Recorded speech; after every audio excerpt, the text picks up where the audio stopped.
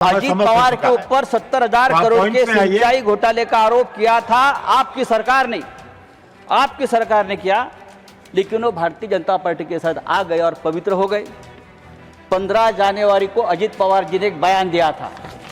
15 जनवरी को अजीत पवार ने बयान दिया था और भारतीय जनता पार्टी को एक जवाब दिया था। आप सब्जेक्ट के बाहर क्या कहा था कि अगर आप सिंचाई घोटाले का आरोप करते हो, ये विषय नहीं है, सिंचाई घोटाले का आरोप करते हो तो सिंचाई घोटाले का पैसा सब हमने नहीं खाया है। भारतीय जनता पार्टी ने भी इस सिंचाई घोटाले में जमकर पैसा खाया है। राष्ट्रपति के अभिभाषण पर जो चर्चा चल रही है, भाषण अगर पढ़े सुने तो भी लगता है कि जैसे प्रोफेसर साहब ने कहा कि देश की स्थिति ठीक नहीं है।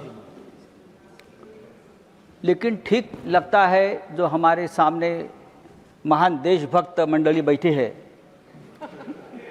उनको लगता है कि सब कुछ ठीक है। राष्ट्रपति देश की संवैधानिक प्रमुख है, तो भाषण के हर पैरा में राष्ट्रपति जी कहते हैं कि मेरी सरकार, मेरी सरकार, मेरी सरकार। लेकिन जिनको ये मेरी सरकार कहते हैं, सरकार पाखंडी है। ये सरकार पाखंडी है, झूठी है और गैर जिम्मेदारी भी है। तो कहा ये ऐसी सरकार को राष्ट्रपति जी मेरी सरकार कहते हैं, तो संविधान के खिलाफ है। जो सरकार गैर संवैधानिक तरीके से बैठी है हर राज्य में, सर इस देश में मैं यहाँ से सुन रहा था डेमोक्रेसी की बात करते, कहाँ डेमोक्रेसी देश में बची है? न जुडिशरी है, न सोशल जस्टिस है। हाई कोर्ट और सुप्रीम कोर्ट सरकार की कठपुतलियां बन गई है।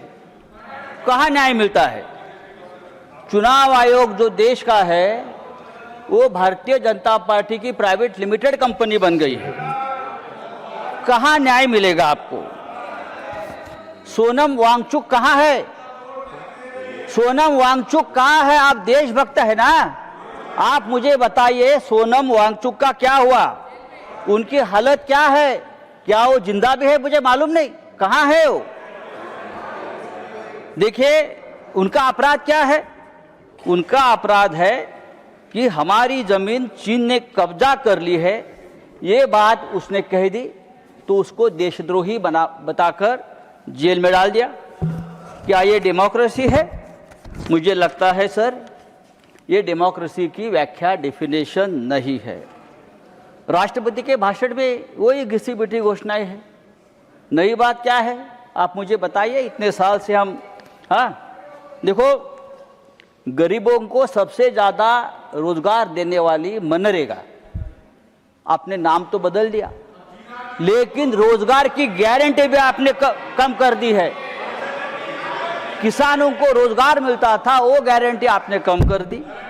हमारे मराठवाड़ा, महाराष्ट्र में मराठवाड़ा में 2025 में 3,000 किसानों ने आत्महत्या की है। 3,000। सर देखो आप सुनने की आदत रखनी चाहिए। आप सत्ताधारी है, आपकी सरकार है, आपको हमारी बात सुनने की अगर आप आदत डालें तो डेमोक्रेसी और मजबूत हो जाएगी।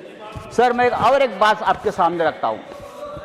ये सरकार पूरी तरह से भ्रष्टाचारियों से घिरी है। पूरे देश भर के भ्रष्टाचारी एक साथ लाकर अपने सरकार बनाते हैं, सरकार तोड़ते हैं, सांसद को विधायक खरीद लेते हैं। हम चुनकर लाएंगे, आप रेडीमेड खरीद लेंगे। पहले नेताओं को हम बनाते थे, अब नेताओं को हम खरीद लेते हैं। यह आपकी डेमोक्रेसी है। सर आज मुझे अजीत पवार जी की याद आ रही है। फिर हमारे बड़े नेता थे महाराष्ट्र के, आपके साथी भी रहे हमें आज बहुत सालों से, 3 साल से। दुर्भाग्यपूर्ण तरीके से उनकी मौत हो गई। आज भी हम लोग सदमे में है कि ये कैसा हो गया। इतना एक दमदार आदमी, जिस तरह से उनकी मौत हो गई, दुर्घटना हो गई, आज भी हम लोग सदमे में। अजीत टाइम खत्म हो गया, ठहरो सर। अजीत पवार के ऊपर 70,000 करोड़ के सिंचाई घोटाले का आरोप किया था आपकी सरकार ने किया, लेकिन वो भारतीय जनता पार्टी के साथ आ गए और पवित्र हो गए। 15 जनवरी को अजित पवार जी ने एक बयान दिया था। 15 जनवरी को अजित पवार ने बयान दिया था और भारतीय जनता पार्टी को एक जवाब दिया था। आप सब्जेक्ट के बाहर और बोल क्या रहे हैं। कहा था कि अगर आप मुझ आपका पर समय सिंचाई समाप्त हो घोटाले का चुका है आरोप करते और हो, ये विषय नहीं है। सिंचाई घोटाले ये का आरोप विषय करते है। हो तो सिंचाई घोटाले का पैसा सिर्फ राष्ट्रपति हमने नहीं अभिभाषण खाया के है, ऊपर हो रहा है। भारतीय जनता पार्टी ने भी इस सिंचाई घोटाले में जमकर पैसा खाया है। और भारतीय जनता पार्टी की फाइल मेरे पास है। ये अजित पवार का बयान 15 जनवरी को आया है और उसके बाद 10 दिन बाद अजित पवार की विमान दुर्घटना में मौत होती है। देखिए, मैं आरोप नहीं कर रहा हूं, लेकिन ये मौत रहस्यपूर्ण है। आपके ऊपर आरोप किया, फाइल कहाँ है? मेरी जानकारी है कि अजित पवार वो फाइल हमेशा अपने साथ रखते थे। जब मुंबई से वो निकले बारामती में, तब भी वो फाइल उनके पास थी और आधे घंटे में अजित पवार जी की दर्दनाक मौत हो गई। उसकी जांच होनी चाहिए और ये जांच इस तरह से होनी चाहिए, एक इंडिपेंडेंट जुडिशियल इंक्वायरी होनी चाहिए कि ये क्या है। धन्यवाद। एक ये नेता सब्जेक्ट नहीं है। भ्रष्टाचार का आरोप मुझे तो जस्टिस लोया की याद आ गई। मुझे जस्टिस लोया की याद आ गई। जब अजित पवार का एक्सीडेंट मैंने देखा तो मुझे जस्टिस लोया की याद आ गई। क्या इस प्रकार का कोई हादसा तो नहीं होगा? देखिए, सुनने की आदत रखो। ये डेमोक्रेसी है, आप सुनने की आदत रखो। सर, आपकी सरकार अगर डेमोक्रेटिक तरीके से धन्यवाद आई है। धन्यवाद सर, 1 मिनट दीजिए। नहीं, एक मिनट भी नहीं है अभी। सर, हाउस एडजॉर्न करना है।